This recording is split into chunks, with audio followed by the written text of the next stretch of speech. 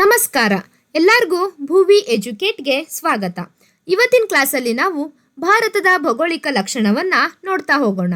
ಆದರೆ ಅದಕ್ಕೂ ಮುನ್ನ ನೀವಿನ್ನು ನಮ್ಮ ಚಾನಲ್ನ ಸಬ್ಸ್ಕ್ರೈಬ್ ಮಾಡಿಲ್ಲ ಅಂದರೆ ಈ ಕೂಡಲೇ ನಮ್ಮ ಚಾನಲ್ನ ಸಬ್ಸ್ಕ್ರೈಬ್ ಮಾಡಿ ಮತ್ತು ಬೆಲ್ ಬಟನ್ನ ಕ್ಲಿಕ್ ಮಾಡಿ. ಮೊದಲಿಗೆ ಹಿಮಾಲಯ ಯಾವ ರೀತಿ ಸೃಷ್ಟಿಯಾಯಿತು ಅಂತ ನೋಡೋಣ. ಜರ್ಮನ್ ದೇಶದ ಆಲ್ಫ್ರೆಡ್ ವೆಗ್ನರ್ ಅಂತಕ್ಕಂಥವರು 1914ರಲ್ಲಿ ಭೂಖಂಡಗಳ ಚಲನ ಸಿದ್ಧಾಂತ ಅಥವಾ ಖಂಡಗಳ ಅಲೆತ ಸಿದ್ಧಾಂತವನ್ನ ಮಂಡಿಸಿದ್ರು. ಈ ಮೂಲಕ ಭೂಮಿಯು ಸುಮಾರು 4.6 ಬಿಲಿಯನ್ ವರ್ಷಗಳ ಹಿಂದೆ ಸೃಷ್ಟಿಯಾಯಿತು ಅಂತ ಹೇಳಲಾಗುತ್ತೆ. ಭೂಮಿಯು ಅಧಿಕ ತಾಪಮಾನದಿಂದಾಗಿ ಬೆಂಕಿಯ ಉಂಡೆಯಂತೆ ಇತ್ತು. ಕ್ರಮೇಣ ಸೂರ್ಯನಿಂದ ದೂರ ಸರಿತಾ ಈ ಗ್ರಹವು ನಿರಂತರವಾಗಿ ಮಳೆಯನ್ನು ಪಡೆದು ಸಂಪೂರ್ಣ ಜಲಾವೃತ ಗ್ರಹವಾಯಿತು. ನಂತರ ಜ್ವಾಲಾಮುಖಿ ಕಾರ್ಯಾಚರಣೆಯಿಂದಾಗಿ ಒಂದು ವಿಶಾಲವಾದ ದ್ವೀಪ ರಚನೆಯಾಯಿತು. ಈ ದ್ವೀಪವನ್ನ ಆಲ್ಫ್ರೆಡ್ ವೆಗ್ನರ್ ಅವರು ಪಾಂಜಿಯಾ ಅಂತ ಕರೆದ್ರು. ಈ ಪಾಂಜಿಯಾ ಭಾಗವು ನಿರಂತರವಾಗಿ ಸವೆತ ಕಾರ್ಯಕ್ಕೆ ಒಳಪಟ್ಟು 2 ಭಾಗಗಳಾಗಿ ವಿಭಜನೆಯಾಯಿತು. ಉತ್ತರಕ್ಕಿರ್ತಕ್ಕಂಥ ಭಾಗವನ್ನ ಲಾರೇಸಿಯಾ ಅಂತ ಕರೆದ್ರು. ದಕ್ಷಿಣಕ್ಕಿರ್ತಕ್ಕಂತಹ ಭಾಗವನ್ನ ಗೊಂಡ್ವಾನಾ ಅಂತ ಕರೆದ್ರು. ಲಾರೇಸಿಯಾ ಭಾಗ ಏನಿದೆ ಅಲ್ವಾ, ಇದು ಈಗಿರ್ತಕ್ಕಂಥ ಯುರೋಪ್ ಮತ್ತು ರಷ್ಯಾ ಭಾಗ. ಗೊಂಡ್ವಾನಾ ಏನಿದೆ ಅಲ್ವಾ, ಇದು ಈಗಿರ್ತಕ್ಕಂಥ ಇಂಡೋ ಮತ್ತು ಆಸ್ಟ್ರೇಲಿಯಾ ಭಾಗ. ಈ 2 ಭಾಗಗಳ ವಿಭಜನೆಯ ಸಮಯದಲ್ಲಿ ಒಂದು ಸಮುದ್ರ ಸೃಷ್ಟಿಯಾಯಿತು. ಆ ಸಮುದ್ರ ತೆತಿಸ್ ಸಮುದ್ರ. ಭೂಮಿ ಮೇಲೆ ಸೃಷ್ಟಿಯಾಗಿರ್ತಕ್ಕಂಥ ಮೊದಲ ಸಮುದ್ರ ತೆತಿಸ್ ಸಮುದ್ರ. ಇದರಲ್ಲಿ ಲಾರೇಷಿಯಾ ಭಾಗ ಏನಿದೆ ಅಲ್ವಾ, ಇದು ಸ್ಥಿರವಾಗಿರ್ತಕ್ಕಂಥದ್ದು, ಅಂದ್ರೆ ಚಲನೆಯಲ್ಲಿ ಇಲ್ಲದೆ ಇರ್ತಕ್ಕಂಥದ್ದು. ಗೊಂಡ್ವಾನಾ ಭಾಗ ಏನಿದೆ ಅಲ್ವಾ, ಇದು ಅಸ್ಥಿರವಾಗಿರ್ತಕ್ಕಂಥದ್ದು, ಚಲನೆಯಲ್ಲಿರ್ತಕ್ಕಂಥದ್ದು. ಈ ಗೊಂಡ್ವಾನಾ ಭಾಗವು ಲಾರೇಷಿಯಾದ ಕಡೆಗೆ ಚಲಿಸಲು ಆರಂಭಿಸಿತು. ಕಾಲಕ್ರಮೇಣ ಇವೆರಡ ನಡುವೆ ಇರ್ತಕ್ಕಂಥ ತೆತಿಸ್ ಸಮುದ್ರ ಕಣ್ಮರೆಯಾಯಿತು. ಇದೇ ಸಮಯದಲ್ಲಿ ಗೊಂಡ್ವಾನಾ ಏನ್ ಮಾಡುತ್ತೆ ಅಂದ್ರೆ ಲಾರೇಷಿಯಾದ ಮಟ್ಟವನ್ನು ಎತ್ತರಿಸಲು ಲಾರೇಷಿಯಾದ ಕೆಳಗೆ ಮಡಿಕೆಗಳನ್ನು ಸೃಷ್ಟಿಸಿತು. ಗೊಂಡ್ವಾನಾ ತನ್ನ ಮಡಿಕೆಗಳ ಸಂಖ್ಯೆಯನ್ನು ಹೆಚ್ಚಿಸಿದಷ್ಟು ಲಾರೇಸಿಯಾದ ಎತ್ತರ ಅಧಿಕವಾಗ್ತಾ ಹೋಯಿತು. ಇವುಗಳನ್ನೇ ಮಡಿಕೆ ಪರ್ವತಗಳು ಅಂತ ಕರೆಯಲಾಯಿತು. ಭೂರಚನಾ ಶಾಸನದಲ್ಲಿ ಈ ಪರ್ವತಗಳು ಇತ್ತೀಚೆಗೆ ಉಗಮವಾಗಿರುವುದರಿಂದ ಇವುಗಳನ್ನ ಯುವ ಪರ್ವತಗಳು ಅಂತ ಕರೆಯಲಾಯಿತು. ಈ ಪರ್ವತಗಳ ಸರಾಸರಿ ಎತ್ತರ 6100 ಮೀಟರ್. ಹೀಗಾಗಿ ಇವು ಅಧಿಕ ಎತ್ತರ ಇರುವುದರಿಂದ ಈ ಭಾಗವು ಹಿಮದಿಂದ ಆವೃತವಾಯಿತು. ಇವುಗಳನ್ನೇ ಹಿಮಾಲಯ ಎಂದು ಕರೆಯಲಾಯಿತು. ಈ ರೀತಿಯಾಗಿ ಹಿಮಾಲಯ ಸೃಷ್ಟಿಯಾಯಿತು. ಇನ್ನು ಭಾರತದ ಉದ್ದಗಲ ನೋಡೋದಾದ್ರೆ, ಭಾರತದ ಉತ್ತರ ದಿಕ್ಕಿನಿಂದ ದಕ್ಷಿಣಕ್ಕಿರ್ತಕ್ಕಿಂತ ಉದ್ದ 3214 ಕಿಲೋಮೀಟರ್. ಇನ್ನು ಪೂರ್ವದಿಂದ ಪಶ್ಚಿಮಕ್ಕಿರ್ತಕ್ಕಂಥ ಅಗಲ 2933 ಕಿಲೋಮೀಟರ್. ಇನ್ನು ಭಾರತದ ಒಟ್ಟು ವಿಸ್ತೀರ್ಣ 32,87,263 ಚದರ್ ಕಿಲೋಮೀಟರ್. ಇನ್ನು ಭಾರತದಲ್ಲಿ 28% ಪರ್ವತಗಳು ಕಂಡುಬರುತ್ತೆ, 27% ಪ್ರಸ್ಥಭೂಮಿ ಕಂಡುಬರುತ್ತೆ, ಹಾಗೆ 45% ಮೈದಾನ ಪ್ರದೇಶ ಕಂಡುಬರ್ತಕ್ಕಂಥದ್ದು. ಇನ್ನು ಭಾರತದ ಪ್ರಾಕೃತಿಕ ವಿಭಾಗಗಳನ್ನು ನೋಡೋದಾದ್ರೆ, ಭಾರತದ ಉತ್ತರದ ಭಾಗದಲ್ಲಿ ಹಿಮಾಲಯ ಕಂಡುಬರುತ್ತೆ. ಇನ್ನು ಭಾರತದ ಈಶಾನ್ಯ ಭಾಗದಲ್ಲಿ ಪೂರ್ವಾಚಲ ಬೆಟ್ಟಗಳು ಅಥವಾ ಈಶಾನ್ಯ ಬೆಟ್ಟಗಳು ಕಂಡುಬರ್ತಕ್ಕಂಥದ್ದು. ಈಗಿರ್ತಕ್ಕಂತಹ ಪಶ್ಚಿಮ ಬಂಗಾಳ ಏನಿದೆ ಅಲ್ವಾ, ಇಲ್ಲಿ ಛೋಟಾ ನಾಗ್ಪುರ್ ಪ್ರದೇಶ ಕಂಡುಬರ್ತಕ್ಕಂಥದ್ದು. ಇನ್ನು ಭಾರತದ ಪೂರ್ವ ದಿಕ್ಕಿಗೆ ಪೂರ್ವ ಘಟ್ಟಗಳು ಮತ್ತು ಪಶ್ಚಿಮ ದಿಕ್ಕಿಗೆ ಪಶ್ಚಿಮ ಘಟ್ಟಗಳು. ಈ 2 ಘಟ್ಟಗಳು ಸಂಧಿಸ್ತಕ್ಕಂಥ ಈ ಸ್ಥಳದಲ್ಲಿ ನೀಲಗಿರಿ ಬೆಟ್ಟಗಳು ಕಂಡುಬರುತ್ತೆ. ಇನ್ನು ಪೂರ್ವ ಘಟ್ಟಗಳು ಮತ್ತು ಪಶ್ಚಿಮ ಘಟ್ಟಗಳು ಈ 2 ಮಧ್ಯದಲ್ಲಿರ್ತಕ್ಕಂಥ ಭಾಗವನ್ನ ದಕ್ಕನ್ ಪ್ರಸ್ಥಭೂಮಿ ಎಂದು ಕರೆಯಲಾಗುತ್ತೆ. ಭಾರತದ ಮಧ್ಯದಲ್ಲಿ ಕಂಡುಬರ್ತಕ್ಕಂಥದ್ದು ವಿಂಧ್ಯ ಪರ್ವತ ಮತ್ತು ಸಾತ್ಪುರ್ ಬೆಟ್ಟಗಳು. ಅದೇ ರೀತಿ ರಾಜ್ಮಹಲ್ ಬೆಟ್ಟಗಳು ಕೂಡ ಕಂಡುಬರುತ್ತೆ. ಇಲ್ಲಿರ್ತಕ್ಕಂಥ ಪ್ರದೇಶವನ್ನ ಮಹಾ ಮೈದಾನ ಎಂದು ಕರೆಯಲಾಗುತ್ತೆ. ಇನ್ನು ಭಾರತದ ಗುಜರಾತ್ ಭಾಗ ಏನಿದೆ ಅಲ್ವಾ, ಅಲ್ಲಿ ಮಾಳ್ವಾ ಪ್ರಸ್ಥಭೂಮಿ ಕಂಡುಬರ್ತಕ್ಕಂಥದ್ದು. ಇನ್ನು ಭಾರತದ ವಾಯುವ್ಯ ಭಾಗದಲ್ಲಿ ಥಾರ್ ಮರುಭೂಮಿ ಮತ್ತು ಅರಾವಳಿ ಬೆಟ್ಟಗಳು ಕಂಡುಬರ್ತಕ್ಕಂಥದ್ದು. ಇದಿಷ್ಟು ಭಾರತದ ಪ್ರಾಕೃತಿಕ ವಿಭಾಗಗಳನ್ನು ನೋಡಿದ್ವಿ. ಮೊದಲಿಗೆ ಭಾರತದ ಉತ್ತರದ ಪರ್ವತಗಳನ್ನು ನೋಡೋಣ. ಈ ಉತ್ತರದ ಪರ್ವತಗಳನ್ನು ಕೂಡ 3 ವಿಭಾಗಗಳಾಗಿ ವಿಭಜನೆ ಮಾಡಲಾಗಿದೆ. ಹಿಮಾಲಯದ ಆಚೆಗಿನ ಪರ್ವತಗಳು, ಹಿಮಾಲಯ ಮತ್ತು ಆರಾಕ್ಯೋಮ್. ಮೊದಲಿಗೆ ಹಿಮಾಲಯದ ಆಚೆಗಿನ ಪರ್ವತಗಳನ್ನು ನೋಡೋಣ. ಹಿಮಾಲಯದ ಆಚೆಗಿನ ಪರ್ವತಗಳಲ್ಲಿ ಮೊದಲಿಗೆ ಬರ್ತಕ್ಕಂಥದ್ದು ಕಾರಾಕೋರಂ ಸರಣಿ. ಅದಾದ್ಮೇಲೆ ಟಿಬೆಟ್ ಪ್ರಸ್ಥಭೂಮಿ ಕಂಡುಬರ್ತಕ್ಕಂಥದ್ದು. ಈ ಟಿಬೆಟ್ ಪ್ರಸ್ಥಭೂಮಿ ಏನಿದೆ ಅಲ್ವಾ, ಇದು ಜಗತ್ತಿನ ಎತ್ತರವಾದ ಪ್ರಸ್ಥಭೂಮಿ. ಇದನ್ನ ಜಗತ್ತಿನ ಮೇಲ್ಛಾವಣಿ ಎಂದು ಕರೆಯಲಾಗುತ್ತೆ. ಇನ್ನು ಭಾರತದಲ್ಲಿ ಕಾರಾಕೋರಂ ಸರಣಿ ಆದ್ಮೇಲೆ ಬರ್ತಕ್ಕಂಥದ್ದು ಲಡಾಖ್ ಪ್ರಸ್ಥಭೂಮಿ. ಇದು ಭಾರತದ ಅತಿ ಎತ್ತರವಾದ ಪ್ರಸ್ಥಭೂಮಿ. ಲಡಾಖ್ ಪ್ರಸ್ಥಭೂಮಿ ಆದ್ಮೇಲೆ ಲಡಾಖ್ ಪರ್ವತಗಳು ಕಂಡುಬರುತ್ತೆ. ಲಡಾಖ್ ಪರ್ವತಗಳು ಆದ್ಮೇಲೆ ಜಾಸ್ಕರ್ ಪರ್ವತಗಳು, ಜಾಸ್ಕರ್ ಪರ್ವತಗಳು ಆದ್ಮೇಲೆ ಪೀರ್ ಪಂಜಾಲ್ ಕಂಡುಬರುತ್ತೆ. ಅದಾದ್ಮೇಲೆ ಹಿಮಾಲಯ ಸರಣಿ ಕಂಡುಬರುತ್ತೆ. ಈ ಹಿಮಾಲಯ ಸರಣಿ ಏನಿದೆ ಅಲ್ವಾ 7 ದೇಶಗಳಲ್ಲಿ ಹಂಚಿಕೆಯಾಗಿರ್ತಕ್ಕಂಥದ್ದು. ಅಫ್ಘಾನಿಸ್ತಾನ್, ಪಾಕಿಸ್ತಾನ್, ಭಾರತ, ಚೀನಾ, ನೇಪಾಳ್, ಭೂತಾನ್ ಮತ್ತು ಮಯನ್ಮಾರ್.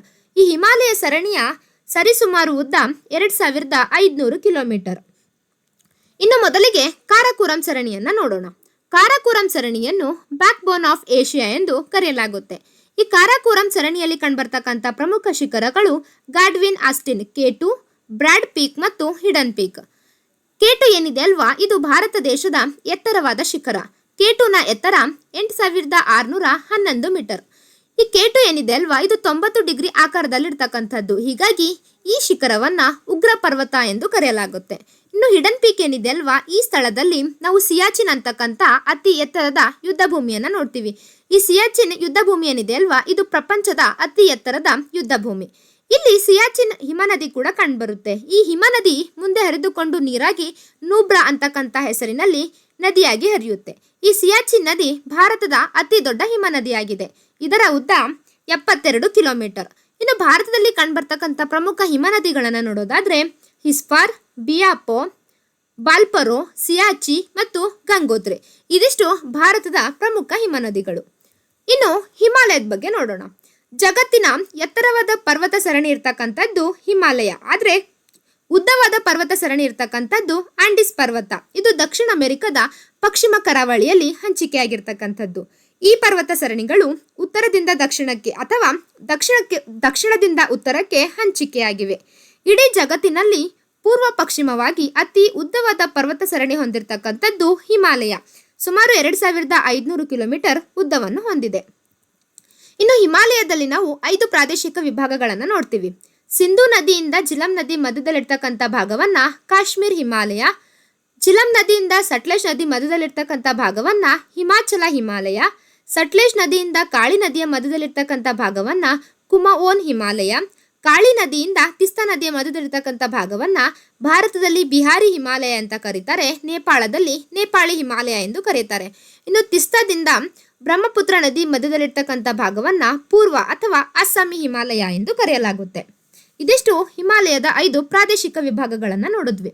ಇನ್ನು ಹಿಮಾಲಯ ಏನಿದೆ ಅಲ್ವಾ, ಇದನ್ನ ಅವುಗಳ ಎತ್ತರದ ಆಧಾರದ ಮೇಲೆ ಮತ್ತೆ 3 ವಿಭಾಗಗಳಾಗಿ ವಿಂಗಡಣೆ ಮಾಡಲಾಗಿದೆ. ಅತಿ ಎತ್ತರದಲ್ಲಿರ್ತಕ್ಕಂಥ ಭಾಗವನ್ನ ಹಿಮಾದ್ರಿ ಅಥವಾ ಉನ್ನತ ಹಿಮಾಲಯ ಎಂದು ಕರೆಯಲಾಗುತ್ತೆ. ಮಧ್ಯದಲ್ಲಿರ್ತಕ್ಕಂಥ ಶಿಖರಗಳನ್ನ ಹಿಮಾಚಲ ಅಥವಾ ಮಧ್ಯ ಹಿಮಾಲಯ ಎಂದು ಕರೆಯಲಾಗುತ್ತೆ. ಇನ್ನು ತಳಭಾಗದಲ್ಲಿರ್ತಕ್ಕಂತಹ ಬೆಟ್ಟಗಳನ್ನ ಶಿವಾಲಿಕ್ ಬೆಟ್ಟ ಅಥವಾ ಪಾದ ಬೆಟ್ಟ ಅಥವಾ ತಳ ಹಿಮಾಲಯ ಎಂದು ಕರೆಯಲಾಗುತ್ತೆ. ಮೊದಲಿಗೆ ನಾವು ಹಿಮಾದ್ರಿ ಅಥವಾ ಉನ್ನತ ಹಿಮಾಲಯವನ್ನ ನೋಡ್ತಾ ಹೋಗೋಣ. ಈ ಹಿಮಾದ್ರಿ ಭಾಗದಲ್ಲಿ ಅಪಾರವಾದ ಶಿಖರಗಳನ್ನ ನೋಡ್ತೀವಿ.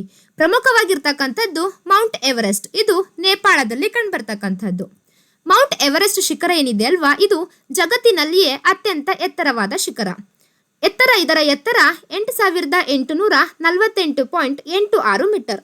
ಈ ಮೌಂಟ್ ಎವರೆಸ್ಟ್ ಅನ್ನು ಜಗತ್ತಿಗೆ ಪರಿಚಯ ಮಾಡಿಕೊಟ್ಟವರು ಜಾರ್ಜ್ ಎವರೆಸ್ಟ್. ಇವರು ಬ್ರಿಟನ್ ದೇಶದವರು. ಇನ್ನು ಮೌಂಟ್ ಎವರೆಸ್ಟ್ ಅನ್ನು ನೇಪಾಳದಲ್ಲಿ ಸಾಗರ್ ಮಾತಾ ಎಂದು ಕರೆಯಲಾಗುತ್ತೆ. ಇನ್ನು ಚೀನಾದ ಟಿಬೆಟ್ನವರು ಚಿಮಾಲುಂಗಮ್ ಅಥವಾ ಕ್ಯುಮೋಲುಂಗಮ್ ಎಂಬ ಹೆಸರಿನಿಂದ ಕರೆಯಲಾಗುತ್ತೆ. ಇನ್ನು ಮೌಂಟ್ ಎವರೆಸ್ಟ್ ಎತ್ತರವನ್ನು ಅಳತೆ ಮಾಡ್ತಕ್ಕಂಥದ್ದು ಚೀನಾ ಮತ್ತು ನೇಪಾಳ ಸರ್ಕಾರ. ಇನ್ನು ಮೌಂಟ್ ಎವರೆಸ್ಟ್ ಹತ್ತಿರ್ತಕ್ಕಂಥ ಪ್ರಮುಖರನ್ನ ನೋಡೋಣ.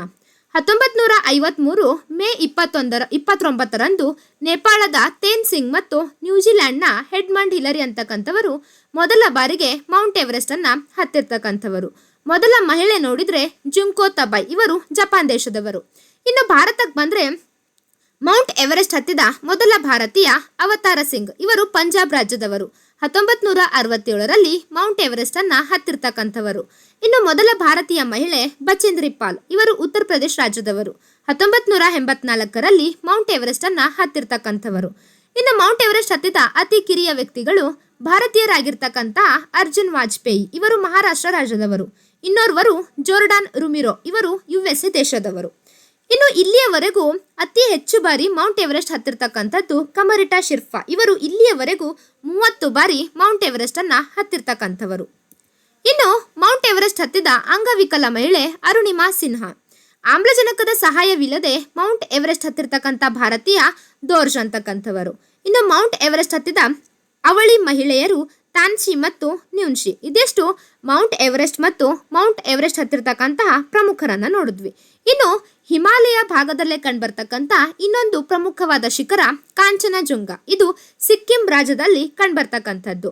ಈ ಕಾಂಚನಜುಂಗ ಶಿಖರ ಏನಿದೆ ಅಲ್ವಾ, ಇದು ಭಾರತದ 2ನೆಯ ಎತ್ತರವಾದ ಶಿಖರ. ಹಾಗಾದ್ರೆ ಭಾರತದ ಮೊದಲನೆಯ ಎತ್ತರವಾದ ಶಿಖರ K2. ಕಾಂಚನಜುಂಗ ಪ್ರಪಂಚದ 3ನೆಯ ಎತ್ತರವಾದ ಶಿಖರ. ಕಾಂಚನಜುಂಗದ ಎತ್ತರ 8586 ಮೀಟರ್. ಈ ಕಾಂಚನಜುಂಗ ಶಿಖರವನ್ನ ಯುನೆಸ್ಕೋ ಪಟ್ಟಿಗೆ ಮಿಶ್ರ ತಾಣಗಳ ಪಟ್ಟಿಗೆ ಸೇರ್ಪಡೆ ಮಾಡಲಾಗಿದೆ. ಇದಿಷ್ಟು ಹಿಮಾಲಯದ ಭಾಗದಲ್ಲಿ ಕಂಡ್ಬರ್ತಕ್ಕಂಥ ಅಂದ್ರೆ ಹಿಮಾದ್ರಿ ಅಥವಾ ಉನ್ನತ ಹಿಮಾಲಯದ ಭಾಗದಲ್ಲಿ ಕಂಡ್ಬರ್ತಕ್ಕಂತಹ ಪ್ರಮುಖ ಶಿಖರಗಳನ್ನು ನೋಡಿದ್ವಿ. ಇವಾಗ ಮಧ್ಯ ಹಿಮಾಲಯ ಅಥವಾ ಹಿಮಾಚಲ ಭಾಗದಲ್ಲಿ ಕಂಡ್ಬರ್ತಕ್ಕಂತಹ ಕಣಿವೆಗಳನ್ನು ನೋಡೋಣ. ಮೊದಲಿಗೆ ಅರುಣಾಚಲ ಪ್ರದೇಶ್. ಭಾರತದ ಅರುಣಾಚಲ ಪ್ರದೇಶ್ ಮತ್ತು ಚೀನಾ ದೇಶ ಹಾಗೂ ಮಯನ್ಮಾರ್ ಈ 3 ದೇಶಗಳ ಗಡಿ ಭಾಗದಲ್ಲಿ ಕಂಡ್ಬರ್ತಕ್ಕಂಥ ಸಂಧಿಸ್ತಕ್ಕಂಥ ಈ ಸ್ಥಳ ಏನಿದೆ ಅಲ್ವಾ, ಇದನ್ನ ತ್ರಿಬಿಂದು ಪಾಯಿಂಟ್ ಅಥವಾ ಡಿಪು ಕಣಿವೆ ಎಂದು ಕರೆಯಲಾಗುತ್ತೆ.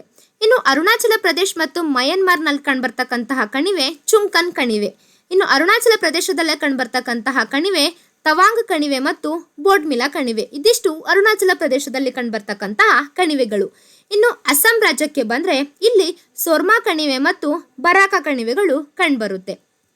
ಇನ್ನು ಸಿಕ್ಕಿಂ ರಾಜ್ಯಕ್ಕೆ ಸಂಬಂಧಪಟ್ಟಿದ್ದು ನೋಡೋದಾದ್ರೆ ಟಿಬೆಟ್ ಭಾಗದಲ್ಲಿರ್ತಕ್ಕಂತಹ ಕೈಲಾಸ ಪರ್ವತದಿಂದ ಸಿಕ್ಕಿಂವರೆಗೂ ಒಂದು ಕಣಿವೆ ಮಾರ್ಗವಿದೆ. ಅದನ್ನ ನಾಥುಲಾ ಕಣಿವೆ ಎಂದು ಕರೆಯಲಾಗುತ್ತೆ. ಈ ಕಣಿವೆಯನ್ನು ರೇಷ್ಮೆ ಮಾರ್ಗ ಅಥವಾ ಸಿಲ್ಕ್ ರೋಡ್ ಎಂದು ಕೂಡ ಕರೆಯಲಾಗುತ್ತೆ. ಇನ್ನು ಟಿಬೆಟ್ನಿಂದ ಸಿಕ್ಕಿಂವರೆಗೂ ಇರ್ತಕ್ಕಂಥ ಇನ್ನೊಂದು ಕಣಿವೆ ನಕುಲಾ ಕಣಿವೆ.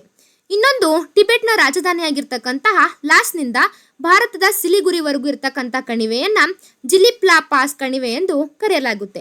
ಇಲ್ಲಿ ಕೂಡ ಭಾರತದ ಸಿಕ್ಕಿಂ ರಾಜ್ಯ, ಚೀನಾ ದೇಶ ಮತ್ತು ಭೂತಾನ್ ಈ 3 ಗಡಿಗಳು ಸಂಧಿಸ್ತಕ್ಕಂಥ ಈ ಸ್ಥಳವನ್ನ ಡೋಕ್ಲಾಮ್ ಕಣಿವೆ ಎಂದು ಕರೆಯಲಾಗುತ್ತೆ. ಇದಿಷ್ಟು ಸಿಕ್ಕಿಂ ಮತ್ತು ಚೀನಾಕ್ಕೆ ಸಂಬಂಧಪಟ್ಟಿರ್ತಕ್ಕಂಥ ಕಣಿವೆಗಳನ್ನು ನೋಡಿದ್ವಿ.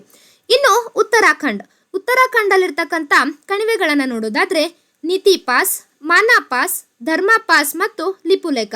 ಲಿಪುಲೇಖದ ಹತ್ತಿರ ನಂದಾದೇವಿ ಬೆಟ್ಟ ಕಂಡುಬರುತ್ತೆ. ಈ ನಂದಾದೇವಿ ಬೆಟ್ಟದ ಹತ್ತಿರ ಕೂಡ ಇನ್ನೊಂದು ಕಣಿವೆ ಕಂಡುಬರುತ್ತೆ, ಅದು ಫ್ಲವರ್ ವ್ಯಾಲಿ ಅಥವಾ ಪುಷ್ಪ ಕಣಿವೆ. ಇದಿಷ್ಟು ಹಿಮಾಲಯ, ಮಧ್ಯ ಹಿಮಾಲಯ ಅಥವಾ ಹಿಮಾಚಲದಲ್ಲಿ ಕಂಡುಬರ್ತಕ್ಕಂಥ ಕಣಿವೆಗಳನ್ನು ನೋಡಿದ್ವಿ.